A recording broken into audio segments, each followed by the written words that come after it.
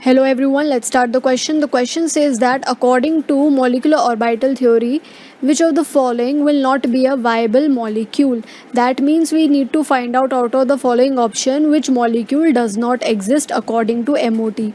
Now, to find out whether the molecule exists or not, we need to find out the bond order of that molecule. And to find out bond order, firstly we need to write down the electronic configuration. So for option number 1, H2 negative, let's write down its electronic configuration. So the electronic configuration here will be sigma 1s2 and sigma star 1s1, right? So to find out bond order, it is given by number of electrons in bonding molecular orbital minus number of electrons in anti-bonding molecular orbital divided by 2. Now in the bonding molecular orbital we have 2 electrons, so 2 minus 1 divided by 2, the value comes out to be 0.5. Now since there is bond order present here, so that means which is equal to 0.5, that means H2 negative here will exist. So that means the one which will have a bond order equal to 0 is the one which does not exist here, right? So let's move on to the second option. Now in the second option we have H2 negative, that means it has one extra electron present than the previous one. So now the electronic configuration of H2 negative will be sigma 1s2 sigma star 1s2, right? Hello friends, आज का question देखते हैं. Which of the following species is not paramagnetic. हमें बताना है कौन सा species paramagnetic नहीं है. तो यदि गिवन स्पीसीज देखें तो ये सारे क्या है, मॉलिक्यूलर ऑर्बिटल थ्योरी से हम आसानी से देख सकते हैं इसका कि सही आंसर क्या होगा. NO के केस में यदि हम इलेक्ट्रॉन्स काउंट करें तो कितने आ रहे हैं, टोटल नाइट्रोजन के 7 और ऑक्सीजन के 8, तो ये टोटल हो गया 15 इलेक्ट्रॉन. और 15 में से एक हमेशा अनपेयर्ड रहेगा क्योंकि ऑड नंबर ऑफ इलेक्ट्रॉन्स कभी पेयर्ड नहीं हो सकते, तो ये पैरामैग्नेटिक होगा. पैरामैग्नेटिक नेचर का ही ये होगा. इसके लिए कोई दूसरा ऑप्शन नहीं है. CO इसमें 14 इलेक्ट्रॉन्स होंगे टोटल, कार्बन के 6, ऑक्सीजन के 8, यानी कि 14 इलेक्ट्रॉन्स. तो यहाँ हमें चेक करना पड़ेगा कि ये पैरामैग्नेटिक है कि नहीं. ऑक्सीजन के केस में ये हम पहले से भी जानते हैं कि ये क्या है, पैरामैग्नेटिक नेचर का होता है इवन नंबर ऑफ इलेक्ट्रॉन्स होते हुए भी, तो इसको हम देख लेंगे अभी. और बोरॉन के लिए भी देख लेते हैं अभी. 6 × 2 यानी कि ये हो हमारा बोरॉन का एटॉमिक नंबर होता है 5, 5 2 10 इलेक्ट्रॉन्स यहाँ पे होंगे. तो देखते हैं सबसे पहले बोरॉन के लिए. तो हम जानते हैं ऑर्डर ऑफ इलेक्ट्रॉन फिलिंग क्या होता है. सबसे पहले सिग्मा 1s में इलेक्ट्रॉन जाएगा.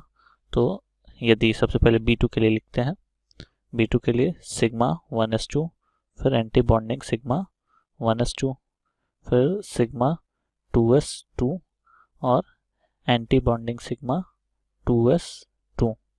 इस तरीके से हमारे टोटल कितने हो गए, 8 इलेक्ट्रॉन्स. इसके बाद हमारा बढ़ता है पाई 2px, और पाई 2px के बराबर हमारी एनर्जी होती है पाई 2py की. क्योंकि B2 के लिए लिख रहे हैं तो टोटल कितने हैं, 10 इलेक्ट्रॉन्स. तो 8 इलेक्ट्रॉन्स यहाँ तक हो गए, 2 इलेक्ट्रॉन्स बचे. तो क्योंकि सेम एनर्जी वाले ऑर्बिटल्स हैं तो पहले सिंगली इलेक्ट्रॉन फिल होंगे. तो यहाँ पे सिंगली इलेक्ट्रॉन है, तो ये क्या है, अनपेयर्ड नेचर के हैं. तो इस वजह से B2 भी हमारा क्या होगा, पैरामैग्नेटिक नेचर का. B2 हमारा हो गया पैरामैग्नेटिक. अब O2 के लिए चेक कर लेते हैं. O2 के केस में यदि हम इलेक्ट्रॉन कॉन्फ़िगरेशन लिखते हैं तो क्या होगा, sigma 1s2, anti bonding sigma 1s2, sigma 2s2, anti bonding sigma 2s2, पाई 2px2 और पाई 2py2. यहाँ पे टोटल हमारे हो जाएंगे यहाँ 8 और 4 12 इलेक्ट्रॉन्स. फिर सिग्मा 2pz2, ये हो गए टोटल 14 इलेक्ट्रॉन्स. इसके बाद हमारा ऑक्सीजन के केस में आता है pi anti bonding pi 2px orbital और anti bonding pi 2py orbital. तो 2 इलेक्ट्रॉन्स हमारे बच्चे वो क्या होंगे, सिंगल जाएंगे. इसमें रीज़न क्या है, दोनों का सेम एनर्जी होता है. जैसे यहाँ पे इन दोनों का सेम एनर्जी होता है, तो यहाँ पे भी सिंगल इलेक्ट्रॉन्स प्रेजेंट है. तो ये भी क्या हो गया हमारा, ऑक्सीजन भी पैरामैग्नेटिक नेचर का हो गया, पैरामैग्नेटिक. अब लास्ट है CO. CO के 14 इलेक्ट्रॉन्स के लिए हम चेक कर लेते हैं. CO के लिए यदि इलेक्ट्रॉन कॉन्फ़िगरेशन हमें लिखते हैं तो CO में टोटल कितने हैं 14 इलेक्ट्रॉन्स, तो sigma 1s2, anti bonding sigma 1s2, sigma 2s2, anti bonding sigma 2s2, फिर पाई 2p x2 और पाई 2p y2, ये टोटल 12 इलेक्ट्रॉन्स हो गए। और सिग्मा 2pz में ये टोटल हो जाएंगे हमारे 14 इलेक्ट्रॉन्स। तो यहाँ पे हम देख रहे हैं सारे के सारे क्या हैं, इलेक्ट्रॉन्स पेयर्ड हैं, तो इस वजह से ये क्या हो गया हमारा डाया मैग्नेटिक नेचर का, डाया मैग्नेटिक। तो अब यदि हमसे पूछा गया था कौन सा पैरामैग्नेटिक नहीं है, तो हमारा आंसर क्या होगा ऑप्शन 2 यानी कि CO, कार्बन मोनोऑक्साइड हमारा पैरामैग्नेटिक नहीं है। ये क्या हो गया diamagnetic due to paired electrons. Thank you. Hello friends, आज का क्वेश्चन देखते हैं। Assuming 2s2p mixing is not operative, तो 2s2p मिक्सिंग नहीं होगा। The paramagnetic species among the following is, तो हमें बताना कौन सा पैरामैग्नेटिक नेचर का होगा। तो 2s2p मिक्सिंग के कारण सिग्मा 2pz की एनर्जी क्या होती है, ये ज़्यादा हो जाती है एज कम्पेयर टू, ये इसका एनर्जी क्या होगा ज़्यादा हो जाएगा as compare to pi 2px और पाई 2py, क्योंकि पाई 2px पाई 2py की एनर्जी क्या होती है ऐसे जनरली ज़्यादा होती है। तो देखते हैं 2s2p मिक्सिंग के कारण, यदि 2s2p मिक्सिंग नहीं हो रहा है तो इसका मतलब सिग्मा 2pz की एनर्जी क्या होगी कम रहेगी यहाँ पे। तो एक्चुअली यहाँ पे हमारा ऑर्डर क्या रहेगा, ये इस तरीके से होगा sigma 1s anti bonding sigma 1s, फिर sigma 2s anti bonding sigma 2s, फिर सिग्मा 2pz आएगा, फिर उसके बाद हमारा आएगा पाई 2px और पाई 2py। ये ऑर्डर होगा एक्चुअल। तो यहाँ पे सबसे पहले B2 के लिए चेक करते हैं। B2 में बेरिलियम का एटॉमिक नंबर होता है 4, तो टोटल हो गया 8 इलेक्ट्रॉन्स। तो यहाँ पे क्या होगा sigma 1s2 anti bonding sigma 1s2, sigma 2s2 anti bonding sigma 2s2, ये टोटल हमारे 8 इलेक्ट्रॉन्स हो जाएंगे। तो यहाँ पे हम देख रहे हैं सारे पेयर्ड हैं, तो ये क्या हो गया ये डायमैग्नेटिक नेचर के होंगे, पैरामैग्नेटिक नहीं होंगे क्योंकि सारे के सारे पेयर्ड इलेक्ट्रॉन्स है। नेक्स्ट देखते हैं, नेक्स्ट है हमारा B2। B2 की यदि बात की जाए तो इसमें टोटल कितने होंगे, एटॉमिक नंबर होता है इसका 5 और टोटल हो जाएंगे 10 इलेक्ट्रॉन्स। तो यहाँ पे इलेक्ट्रॉन फिलिंग का ऑर्डर होगा इसी तरीके से 1s2 sigma anti bonding sigma 1s2, sigma 2s2 anti bonding sigma 2s2, फिर उसके बाद आएगा हमारा सिग्मा 2pz।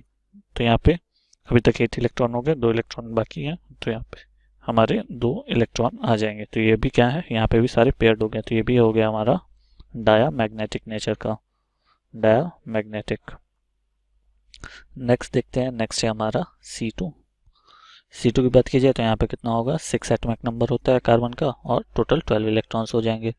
तो sigma 1s2 anti bonding sigma 1s2, sigma 2s2 anti bonding sigma 2s2, sigma 2pz2, यहाँ पे टोटल हमारे कितने हुए 10 इलेक्ट्रॉन्स। फिर उसके बाद पाई 2px और पाई 2py में क्या होंगे, क्योंकि इन दोनों की एनर्जी सेम होती है तो एक एक इलेक्ट्रॉन जाएंगे। तो ये यहाँ देख रहे हैं कि ये क्या है सिंगली फिल्ड इलेक्ट्रॉन है, तो ये क्या हो जाएंगे पैरामैग्नेटिक नेचर के, पैरामैग्नेटिक। हमें यही आइडेंटिफाई करना था कौन पैरामैग्नेटिक है, तो हमारा थर्ड करेक्ट ऑप्शन होगा यानी कि C2। नेक्स्ट देख लेते हैं N2 नाइट्रोजन का एटॉमिक नंबर होता है 7, तो टोटल हो जाएंगे 14 इलेक्ट्रॉन्स। तो इसमें देखते हैं sigma 1s2 anti bonding sigma 1s2, sigma 2s2 anti bonding sigma 2s2, sigma 2pz2 पाई 2px2 और पाई 2py2, ये टोटल हो जाएंगे 14 इलेक्ट्रॉन्स। यहाँ से यहाँ तक हम जानते हैं 8 हो गए और 8 और 6 14, तो ये क्या हो गया सारे पेयर्ड हैं, तो ये भी डायमैग्नेटिक नेचर का हो गया। तो हमें पैरामैग्नेटिक स्पीसीज आइडेंटिफाई करना था जो कि C2 होगा यदि 2s2p मिक्सिंग नहीं होता है तो थर्ड हमारा करेक्ट ऑप्शन होगा। Thank you.